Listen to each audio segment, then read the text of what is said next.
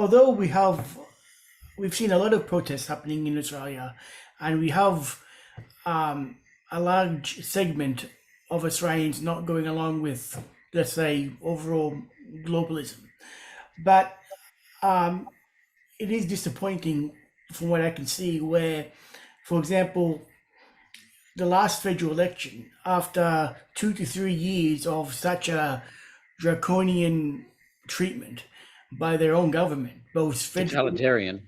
both federally and state level, we still see the majority of Australians still voting for the two big parties, and the collective anti-establishment parties known as the freedom parties um, really had a disappointing result overall. Um, what do you think will it take for Australians to vote in mass for a minor party, and to have the breakthrough moment, as we've seen recently with the Dutch regional elections that saw the Farmer Party win out of Yep. nowhere? Australians seem to be way more tolerant and disbelieving how bad things actually are, I would say. Do you agree with that perspective, or what's missing for this breakthrough moment to happen? Well, I think what Europe has got ahead of us is they're closer to the apocalypse, the economic apocalypse, and I think they're starting to really sense it. So I first started work exposing the climate scam and the corruption um, in 2007, late 2007, early 2008. Then I was not hired, but I was appointed because I took the job only on the condition that they would not pay me. I had to be a volunteer because I want to maintain my complete lack of conflicts of interest. Um, so I headed the Galileo movement, and I had a very good volunteer named Paul who was working with me in that, and other volunteers, but he was my right-hand person.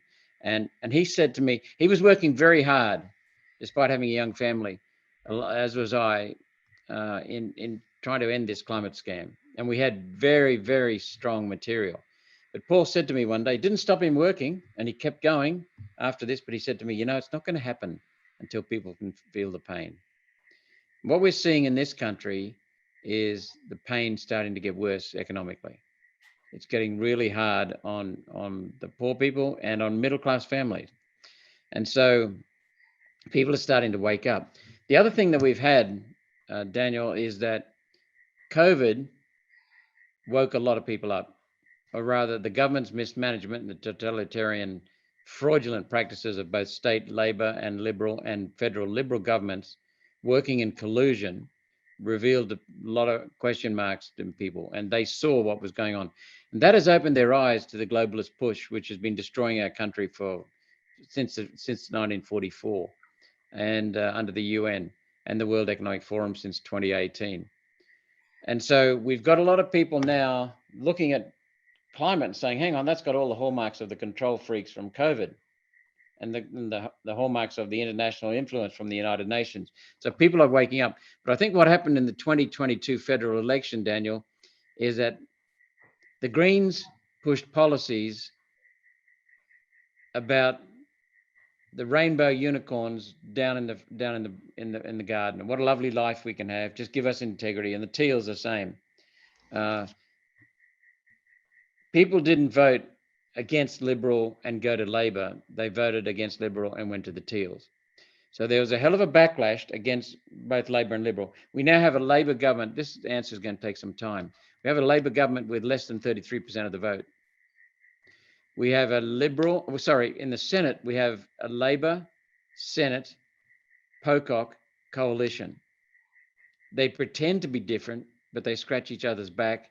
They help each other cut debate, guillotine debate. They help each other on the same legislation, bringing it through.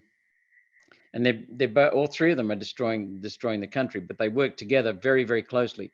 Labor needs Pocock in office because then they have a margin of 2. Because if Pocock wasn't there, they'd have a Liberal, and so that gives them a margin of 2 when the Liberal's gone. And Pocock is essentially Labor Greens. Now, so what we had was people didn't want to vote for Labor, clearly with less than 33% of the vote in the lower house, but they were protesting against the Liberals federally, and they thought, well, Labor in the states is doing a terrible job. So I think they looked for someone who was giving them a nice story, and that's why they parked their vote with the Greens. The Greens vote increased dramatically. So what we saw was a protest vote. I think the problem was that with the freedom parties, we didn't read the room. People had had 3 years of rubbish, 3 years of lies, 3 years of constant stress. They didn't want stress anymore. And so we were out bashing the message on freedom because it is an absolutely essential message to understand, because we were going to get more of the stress if we didn't get our freedoms back. We were going to get real pain, but people didn't understand that. It was too nebulous for them. And instead they listened to the Greens, who said, we're going to give you everything. We're going to give you integrity, which they won't. We're going to give you climate change mitigation, which they're making things worse. So they fell for that rosy time, those rosy promises after 3 years of complete hardship. And so what we've seen is a protest vote against Labor and Liberal going to the Greens. And it's interesting because One Nation, we would think our policies would be ultimately the opposite of the Greens policies. And yet quite a few voters who put the Greens first, put One Nation second. And some of ours, some voters for us put One Nation one and the Greens second. So really, I think what we saw was a protest vote. So what we have to do really is do what the Greens did. The Greens told lies to paint a vision of their future. It was very vague. It was very nondescript. Nothing that they can be pinned on. What we have to do is do what Pauline's been saying all along, which is create a vision for what we want in Australia to look like. So, you made another side comment there. Have Australians lost the will to fight? I think Australians go to authority. But if you look at America, there's no doubt the Trump election was stolen. It was a coup d'etat, and not one shot was fired. And a land full of guns, not one shot was fired. So I think it was just a mark of how cleverly this COVID response and scam was played out. It wasn't organized over 3 months. It wasn't organized over 3 years. It was organized over decades. We know that from now, as we're finding out from doing our research and exposing some of the things in the past.